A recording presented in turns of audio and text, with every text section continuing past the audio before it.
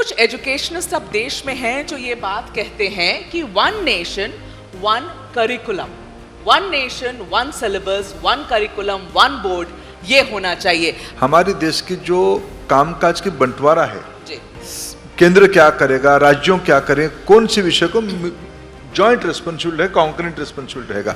Education concurrent list में है, कुछ हिस्से की दायित्व राज्यों की है जी, और कुछ हिस्से की दायित्व केंद्र की है। इसलिए ये हमारे कॉन्स्टिट्यूशनल अरेंजमेंट ही यूनिफाइड नहीं है। हर एक राज्य की मातृभाषा अलग अलग है, वो एक हो ही नहीं सकता है।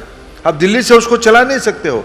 तमिलनाडु में तमिल भाषा ही चलेगा, पंजाब में पंजाबी भाषा ही चलेगा, बंगाल में बंगाली भाषा ही चलेगा, असम में ओहमिया भाषा ही चलेगा, तो केरला में मलयालम भाषा चलेगा। ये सारा विषय केंद्र से नहीं चल सकता है। सर भाषा की बात में आप क्लैरिफाई करिए। मैं आपको समझाना चाहता हूँ। इस बार एनईपी ने, जब हमारे देश में कैरिकुलम बनता है स्कूल एजुकेशन की, वो एक कैरिकुलम नेशनल कैरिकुलम बनता है, एनसीएफ बनता है, नेशनल कैरिकुलम फ्रेमवर्क। हर एक राज्य उस कैरिकुलम फ्रेमवर्क के आगे चल के स्टेट कैरिकुलम फ्रेमवर्क बनाते। मान लो एक हिस्ट्री का चैप्टर बनानी है, हिस्ट्री की चैप्टर बनानी है। हर एक राज्य की अपना अपना गौरव है, अपना अपना अस्मिता है। उस हिसाब से स्टेट कैरिकुलम फ्रेमवर्क उस विषय को सिलेबस में लाएगा। ठीक है। नेशनल कैरिकुलम फ्रेमवर्क की इंस्पिरेशन से, ओरिएंटेशन से स्टेट कैरिकुलम फ्रेमवर्क होगा, उसी में से अलग अलग टेक्स्ट बुक बनेगा। इसके अलावा हमारे एक नेशनल बोर्ड है सीबीएसई, हमारे नेशनल बोर्ड की रिकमेंडेड किताब बनाने के लिए एनसीईआरटी जैसे थिंक टैंक काम करती है जी। उस एनसीईआरटी एससीईआरटी से मिलकर राज्यों की किताब बनाती है। ये पिछले 78 साल में ये एकदम कोहेसिव मैकेनिज्म हमारा देश में है। जैसे अभी हम लोगों ने नेशनल एजुकेशन पॉलिसी इंप्लीमेंट कर रहे हैं, उसमें कई सारे फीचर्स हैं। उसकी कैरिकुलम फ्रेमवर्क नेशनली बने, कस्तूरी रंगन जी के नेतृत्व में बनी है। उसमें फिर सिलेबस बनी, फिर अभी टेक्स्ट बुक हम 8वीं तक बना लिए हैं।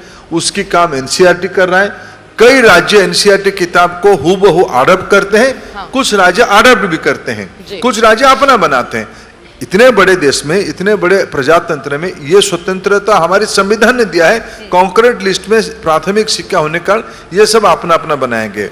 हायर एजुकेशन में यूजीसी सिलेबस के गाइडलाइन देती है, लेकिन सभी यूनिवर्सिटी की अपने अपने अधिकार है अपना अपना सिलेबस बनाने के लिए, अपना अपना टेक्स्ट बुक बनाने के लिए। इंजीनियरिंग एजुकेशन में आईआईटी जो हमारे इंस्टीट्यूट ऑफ नेशनल इंपोर्टेंस है, आईएनआई है, ये सब स्वतंत्र है, उनको ऑटोनॉमी है, अपना अपना क्या क्या पढ़ाएंगे। फॉर एग्जाम्पल अहमदाबाद आईआईएम में कोई कोर्स ही नहीं है।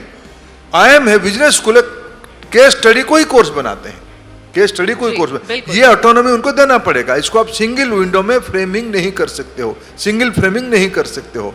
वैसे ही एआईसीटी, देश की बेसिक इंजीनियरिंग और पॉलिटेक्निक में क्या पढ़ाया जाएगा, इसकी एक यूनिफाइड मॉडल एआईसीटी दिया है।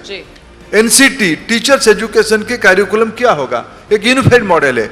यानी मैं कहने का उद्देश्य, कुछ विषयों में हमको डिसेंट्रलाइज मॉडल में जाना पड़ेगा, कुछ विषयों में हमको एक यूनिफाइड गाइडलाइन देना पड़ेगा, कुछ इंस्टीट्यूट में स्पेशलाइजेशन करनी पड़ेगी। ये भारत के एजुकेशन मॉडल है जिसको एनईपी ने भी और स्पेसिफिक आगे बढ़ाया है।